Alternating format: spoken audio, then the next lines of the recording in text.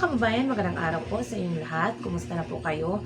So, yung pag-uusapan natin ngayon, yung isang tao po na 2 beses po talaga siya nag-comment na hindi maganda tungkol kay Krishna. Hindi ko alam kung ano po yung mga hugot nitong taong to, bakit sobrang galit niya kay Krishna. Yung comment niya na hindi maganda, at dito po sasabihin ko po kung ano po yung mga comment, yung comment niya. 2 beses po talaga yung comment niya, sinabi niya na malandi si Krishna. Hindi ko alam kung anong pinaghuhutangan ng taong to. Bakit niya nasabi na malandi si Krishna at meron pong ibang lalaki. Alam naman natin yung sinasabi niya ng lalaki. Alam natin na si Sir Dongs TV po yun. So itong sinasabi niya po na malandi, saan niya kinuha, saan niya hinugot na malandi si Krishna? Kung isang malandi si Krishna, siguro iba-iba yung mga lalaki na dinadala niya doon sa bahay nila, doon sa lola niya. Kasi alam naman natin na hindi lumaki si Krishna doon sa mga magulang niya, doon siya sa lola niya. So, ang laki ng lugar na kung pwede si Krishna doon magmilandi. Pwede magdala siya ng iba-ibang lalaki kung gugustuhin niya. So, ngayon, kung sabihin mo na malandi, meron ka po bang ebidensya na masasabi na malandi yung isang babae? Na nakikita naman natin na si Krishna nandoon lang po sa bukid. Wala po tayong ibang nakikita ng mga lalaki. Baka ikaw meron kang nakikita doon na hindi namin nakikita. Meron kang nakikita ng mga engkanto siguro na nilalandi ni Krishna. Pero sa amin, mahal namin si Krishna. Alam namin kung sinong nagsasabi ng totoo. Kahit hindi man sabihin ni Krishna, nakikita namin yung totoong mga pangyayari. Tapos, kahit hindi natin sabihin, alam natin ang totoong nangyari.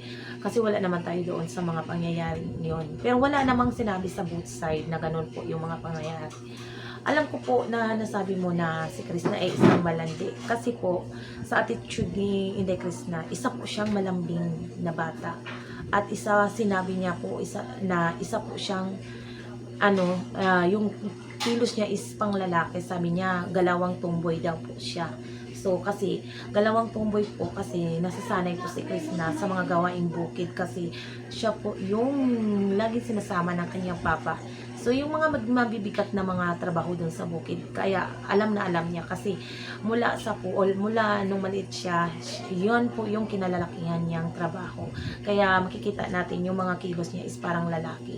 So, yung sinasabi mo na malandi si Krishna kasi sa tingin ko, yung pagka-close ni Krishna doon sa mga PBT. Oo, ang daming mga bashers na nagsiulputan ng kasama na si Krishna doon. Yung mga ibang nababasa ko ay tungkol doon pa dati kay Ralph na dikit daw ng dikit si Krishna. Kasi po, si Krishna, alam ko malambing na bata. Tapos, pinagkakatiwalaan niya po yung mga PBT. Kasi yung mga PBT hindi po mga bastos na lalaki. Tapos si Krishna is nag-iisang babae lang po sa grupo. Tapos nung unang nakakita ni Krishna is sila ni Ralph, tapos si Sir P, si Sir Paul. So parang tingin ko si Krishna para hindi mahiya sa grupo, dito siya lagi dumikit-kit kay Ralph. Kasi yung trato ni Ralph talaga sa kanya is kapatid. So, alam natin nga si Krishna wala po siyang kapatid, wala siyang matandang kapatid na lalaki. Kaya, hinahanap niya yung pagmamahal ng isang kuya na lalaki. So, hindi naman natin sinabi na pag dumidikit yung babae sa lalaki is malandi na. So, kung malandi si Krishna, ba't siya maghihirap doon sa mundo? Kasi mahirap, maganda naman siya. So, pwede niya gamitin yung kagandahan niya para doon siya mamuhay doon sa city. Ang daming maghuhumaling sa babae na yun kasi bata pa. So, pumila lang siya doon sa street para dito sa amin. Pwede na makahingi ng pangkapi-kapi kung landi lang yung pag-uusapan. So, saan mo yung hinugot, sir, na malandi yung babae namin? Yun nga, nagtitiis nga yan sa bundok. Sino pa yung taong lalandiin niya doon? O kung dati merong nangyari na ayaw landian, sino ba naman hindi malandi? Aminin mo, ikaw, malandi ka rin. Ako, malandi ako. Malandi ako sa asawa ko. Hanggang ngayon, malandi ako sa asawa ko.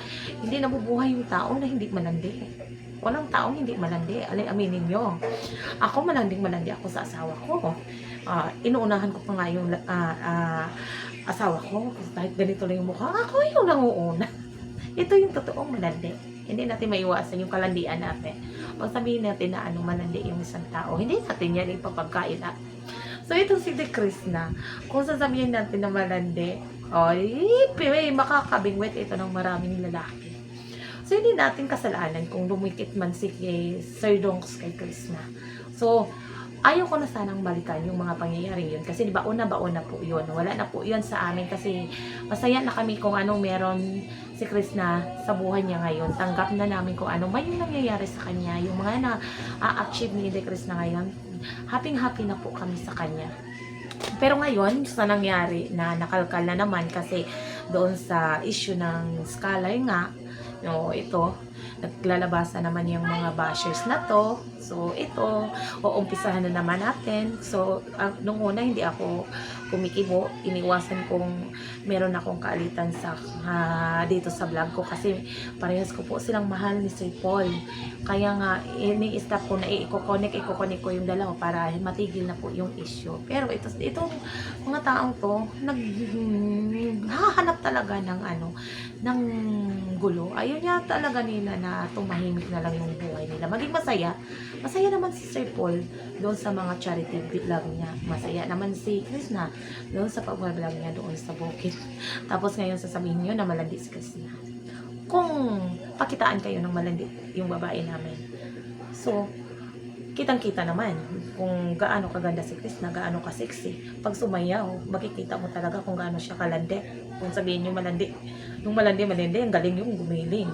Ang galing yung sumayaw. Kung hip-hop gusto niyo, ang galing mag-hip-hop din yun. So, pag sabihin niyo malandi, baka kikimbutan kayo ng puwet na Krishna. Yan po yung mga malalandi na tao. Kaya lang, hindi po malandi si Krishna. Isang dalagang bukid po yun, isang dalagang probinsyana. Inuuna muna yung mga magulang niya, wala siyang mga pakialam sa mga lalaki. Kasi yung mga lalaki, nag-aantay lang po yan. Naghahanap buhay po siya para sa mga magulang niya. Hayaan niya yung mga lalaki na sumusunod sa kanya basta okay yung pamilya niya. Kasi yung mga lalaki, andyan lang yan, nakapaghintayan. Pag marami kang pera, pwede ka nang bumili ng lalaki. Oo, pwede ka nang bumili. Pwede kang pumili. Gusto mo foreigner, bibilihin mo. Oo, kasi may pera na. Kaya, pa si Krishna, nag-iipon pa. Nung gumagawa pa siya ng farm para makaipon, pandagdag kita. Oo, di ba? Hindi na kailangan maglandi para mapansin ng mga tao.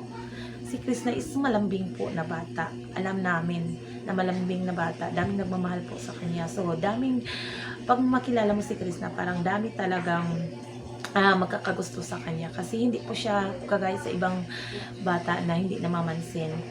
So, kung sino po yung mga niya, nakikilala niya. So, close na close po talaga siya doon.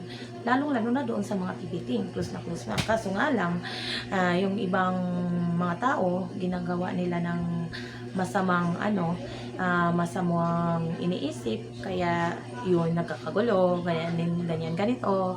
Kahit anong gawin ni De Krishna, nakabutihan.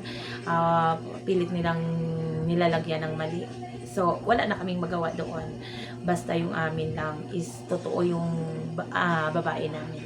Dati po hindi po talaga ako nag-react sa mga comment na ganyan. Tinatawanan ko na lang. Pero ngayon po, umpisahan ko na pong ipagtanggol yung babae ko, yung si Inday Krishna natin. Kasi kawawang-kawawa naman, durog na yung bata, nakakasakit na nga po. Tapos ito, sisaraan nyo naman. Well, wala kaming pakialam, sabihin nyo malandi si Krishna. Kasi ako malandi din ako. Ikaw malandi ka rin. Sabihin mo hindi ka malandi. Yung mga hindi malandi siguro mga siraulo po yun. Oo. Walang tao hindi malandi. Yung mga kahit mga siraulo, mga kikita mo malalandi rin. Kaya nga, magtataka naman. Sabihin mo, hindi kami magtataka na sabihin mo malandi. Pag sabihin mo malandi, yung aming Krishna nakapila doon sa mga kalye. Umit-bit para magkaroon agad ng pera. Ba't siya maghihirap doon sa bukid kung kaya niya naman yung malandi doon sa mga mayayamang tao doon sa patag.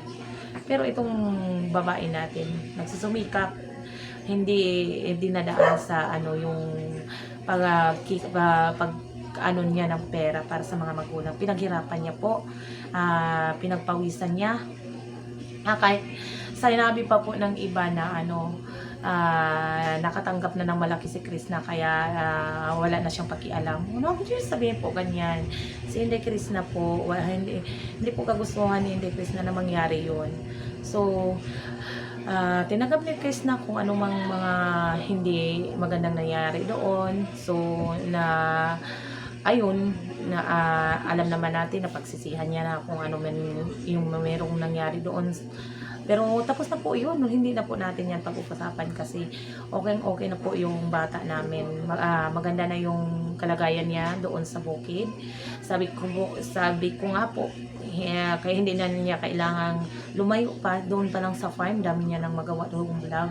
Masaya na kami doon, yung mga achievement niya na gagawa niya doon sa bukid nila. Sobrang saya na, pag nakakapunta lang si Krishna sa bayan para mamalingki, para kung may bibilhin. Yun lang po yung pagala ni Inday Krishna. Hindi nakikitaan kasi alam namin yung mga marites. Kahit saan nagpunta si Inday Krishna, dami nakatingin sa kanya. Kaya alam namin kung anong nangyayari sa babae. So, yung mga marites dyan, itigil yung nakasihan. Kung hindi nyo tanggap na asin sa umaangat na yung babae na dati nilulugmok nyo, ngayon umaangat lumalaban sa buhay, hayaan nyo na po kasi siya. Pagtuunan nyo yung pansin, yung mga ino-idolo nyo, yung mga taong gusto nyo. Kung ayaw nyo sa isang tao, pari sa isang babae to na panay comment din sa akin, daming galit din to sa akin. Wala naman akong ganawa sa kanya. Pero dati pa itong nagko-comment na hindi maganda. Dandahan ka po sa mga pananalita mo, ma'am. Kasi po, ako po, nag-ano po ako para sa pamilya ko. Ginagawa ko po to, hindi para sa sarili ko, para sa pamilya ko po. Tapos sabihin mo na ganito lang. So, wala pa akong magagawa kung ayaw mo po sa akin. So, please lang, kung ayaw mo po sa akin, huwag ka nang mag-comment na hindi maganda. Kasi nakakasakit ka ng damdamin. So, yung pa naman, hindi natin masasabi yung panahon, kung babalik ta din yan. So, wala po akong masamang intention na sabihin to, pero yung mga taong nagsasabi na hindi maganda, nakakasikip po kayo. Tama na po. Kailangan na natin ng magmahalan kasi crisis na po ng panahon ngayon. Yan po yung importante ngayon. Suportahan na lang po sa isa't isa at diskarte na lang po sa buhay. Yun lamang po. Maraming salamat at good evening.